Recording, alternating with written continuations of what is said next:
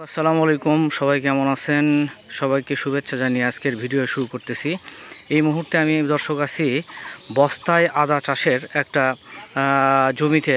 এখানে আমাদের বগুড়া জেলার গাবতলীতে ডক্টর মাসুমুর রহমান স্যার অতিরিক্ত সচিব জনপ্রশাসন মন্ত্রণালয়ের বাসভবনে এখানে প্রায় 3200 বস্তাতে আদার চাষ করা হচ্ছে। এখানে আমাদের মশলা গবেষণা থেকে আছেন ডক্টর জুলফিকার হায়দার প্রধান স্যার এবং আদা চাষ বিষয়ে যে বিজ্ঞানী উনি আছে এবং আমরা আছি উপসহকারী কৃষি কর্মকর্তা হিসেবে দুইজন। আমরা এখানে আপনাদেরকে কিছু বিষয় দেখানোর চেষ্টা করতেছি। বস্তায় আদা চাষ এর কিছু বেসিক বিষয় আপনাদের জানা দরকার। সেটা হচ্ছে কি, আমি যদি দেখাই বস্তার এই যে নিচে এই যে এখানে এই যে ছিদ্র করে দেওয়া হয়েছে এবং প্রতিটি বস্তায় দেখেন এই যে এইভাবে এই যে ছিদ্র করে দেওয়া আছে।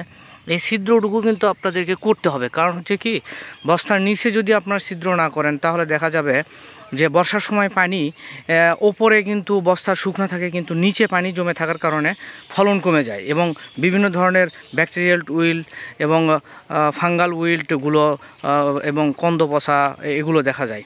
তো সুতরাং আমরা বস্তা যারা আদা চাষ করব বলে চিন্তা ভাবনা করেছি, তারা কিন্তু এই মুহূর্তে আদার বীজ রোপণ করার আগেই বস্তার নিচে কিন্তু ছিদ্র করে দেওয়ার চেষ্টা করব আমরা।